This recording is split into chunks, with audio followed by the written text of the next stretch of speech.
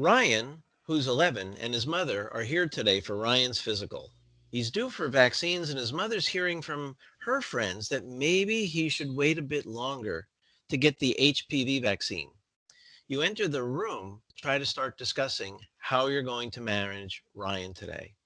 Hi, this is Frank Domino, and joining me today to discuss HPV prevention is Dr. Jill Terrian, Associate Professor and Associate Dean of Interprofessional and Community Partnerships at the University of Massachusetts Medical School, Graduate School of Nursing.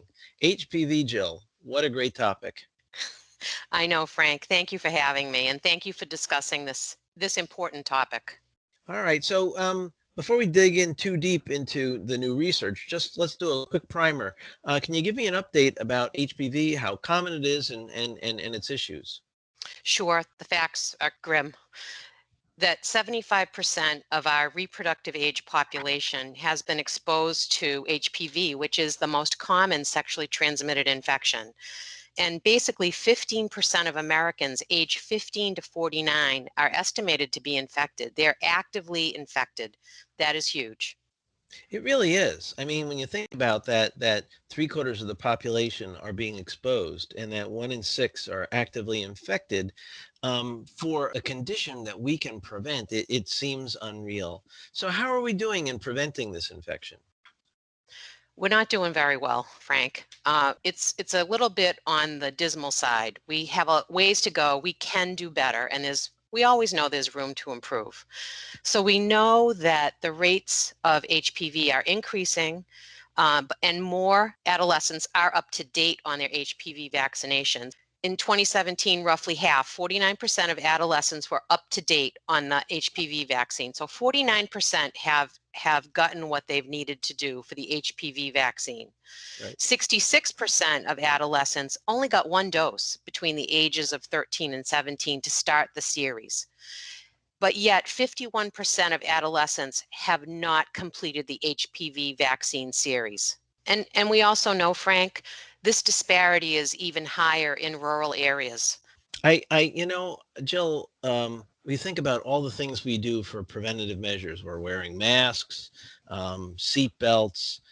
There's so many things. Clean water. We would be horrified if success was only half. And here's a cancer preventing intervention that just takes a second of time and it's paid for, and yet we can't do better. So what do we know about how we encourage patients to deliver vaccine? What's been studied? There is an article that's attached to this podcast, and it talks about the way that we recommend vaccine. And this study reported that providers that indicate to their patients that they are due for a vaccine rather than asking them if they want the vaccine makes a very big difference. Indicating that they are due improves the efficiency and the effectiveness. They track this. This can actually, and it also saves time in the visit. What is one thing that providers talk about? Time. I'm behind. I don't have enough time. So if you go in with that style of you are due for this vaccine rather than talking about it as an elective possibility, you have saved yourself, in this study, 41 seconds. But you've also improve the vaccine outcome, meaning that the patient and their parent is actually going to get the vaccine and be satisfied with that.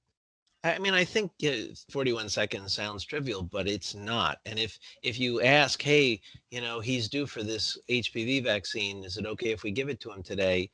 That opens the doors to lots of questions, which is good, but it does add a delay. If you say he's due for the HPV vaccine, and the parent or the child says, well, what's that for? You can still go into it, but if they're knowledgeable about it and feel comfortable about it, they'll be fine. So I like the fact that we're being much more direct in how we approach it. Um, so these vaccines, how good are they? These vaccines are very good.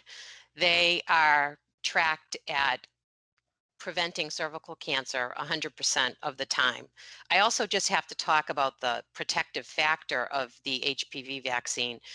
There are 9 genotypes the that the HPV vaccine will prevent. There are a slew of HPV genotypes, but the ones that they know that cause cancer are targeted by these vaccines. So we know cervical cancer, genital warts, penile cancer, head and neck cancers. This vaccine is having more and more use in patients that are older. I mean, at I think first when it came out, it was adolescents, and then it went all the way, it added males, went all the way up to age 26, and beyond the age of 26 in males, it can be used up until age 45 in some cases. I know our friends in otolaryngology are very excited about this vaccine because they're seeing more and more head and neck cancers related to HPV. So we need to sort of get away from, oh, it's, sexual. It's not just sexual. It's a disease that can affect both your reproductive organs and your head and neck. We have to, we as providers need to be more comfortable and open with talking to our patients about maybe transmission through oral sex or anorectal sex. So we have a lot to go on here, and we have a great tool to prevent it. Any other thoughts about the HPV vaccine and its benefits? Well, I want to talk about the myths that usually bring parents in with their adolescents and the reasons that they are hesitant to offer the vaccine to their children. Um, I mean, there is, one myth is that it's not safe.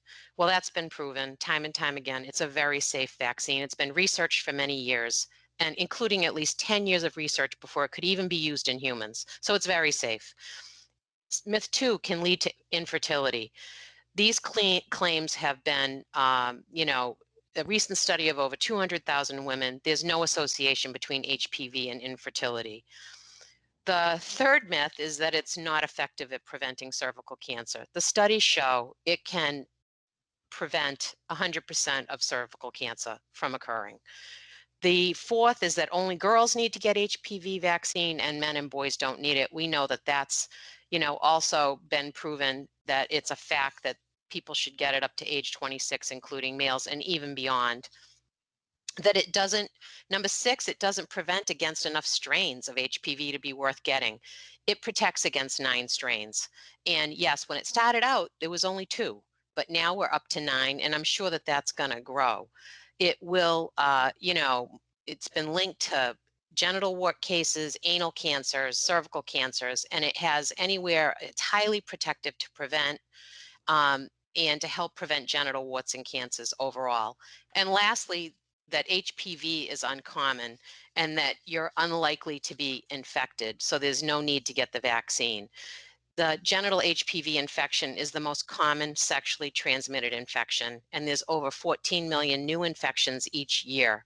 It's so common that nearly every male and female will be infected with at least one type of HPV at least once in their lifetime.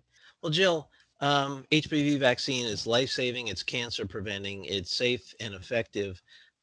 We just need to do a better job of focusing on how we communicate that to our patients and our young adolescents. Thanks so much. You're welcome, Frank. And remember, as a provider, make checking their vaccine record a habit for every visit they come in with.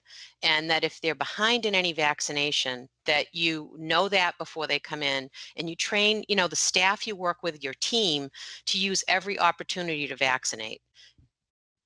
Thanks. Thank you, Frank. Practice pointer. When discussing vaccinations with your adolescent patients, be direct. Tell them they're due for their HPV vaccine rather than ask to improve vaccination rates. Join us next time when we discuss the role of aspirin in the prevention of colorectal cancer.